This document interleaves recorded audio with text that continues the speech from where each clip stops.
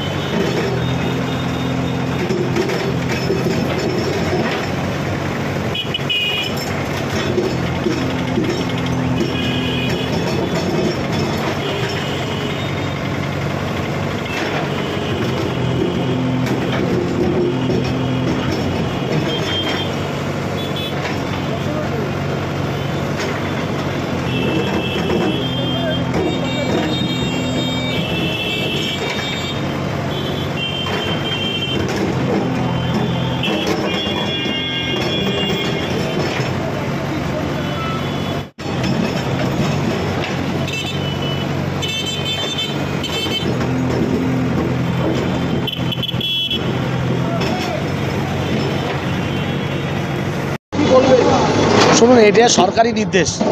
প্রথম কথা, মানুষের হাবড়ার জনসাধারণের আবেদন, দীর্ঘদিন যানজট সমস্যা, যশোর রোড কেন্দ্রিক দোকান দীর্ঘদিন, এর আগে 34 বছর আগে এই সমস্ত বসিয়ে রেখে গেছেন।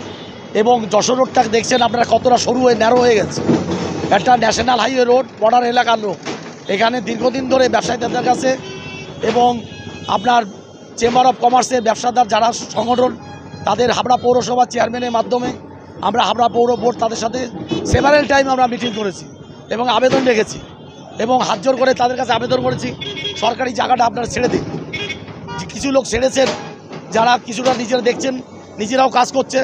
আর যেসব জায়গাগুলো তারা নিজেরা করছেন না, আমরা জেসিবি দিয়ে হাবড়া পৌরসভার নির্দেশে এবং সরকারি নির্দেশ অনুযায়ী এই জায়গাগুলো সরিয়ে দেওয়া হচ্ছে।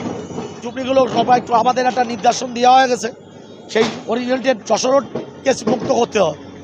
যশোর রোডকে ছেড়ে দিয়ে সাইডে যদি বসার জায়গা থাকে অল্প সেটা, তাদের কিন্তু আমরা টোটালি যানজট মুক্ত করার আমাদের টার্গেট।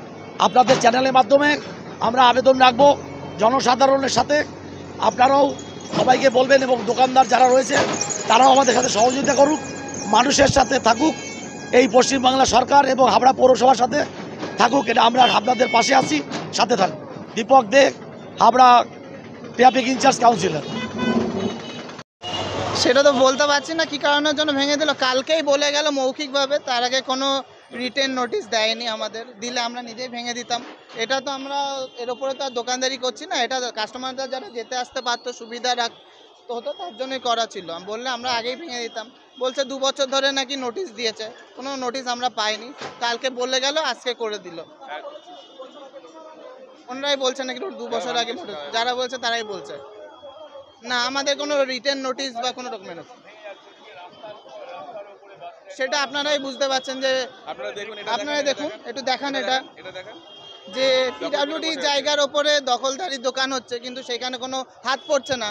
আর আমরা শুধু স্ল্যাব বসিয়ে শুধু কাস্টমারদের যাওয়ার জন্য সুবিধা করেছি, আর আমাদেরটা নোটিশ ছাড়াই ভেঙে দিল।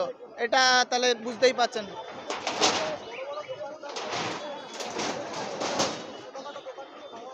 আপনারাই দেখুন সেটা, আপনারা তো দেখতেই পাচ্ছেন যে ভাঙা হচ্ছে কিনা।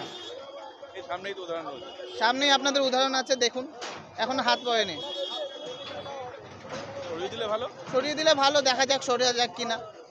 কবে থেকে সরাবে? তো অনেকদিন আগে। এর আগে যখন পিডব্লিউডি জায়গার ওপরে যাদের দোকান ছিল তাদেরকে তরুণকান্তি হকার্স মার্কেটে জায়গা দেওয়া হয়েছে, তারপরে সরে নিয়ে যাওয়ার কথা ছিল, কিন্তু তারও তো 3-4 বছর হয়ে গেছে।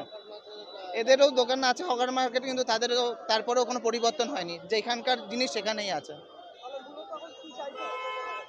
কি আর চাইবো, আমাদের যাতে দোকানদারি করতে অসুবিধা না হয় সেই ব্যবস্থাই করুক।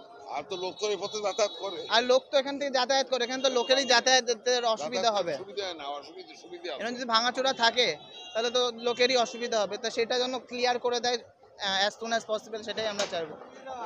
আমার নাম সৌরভ সরকার।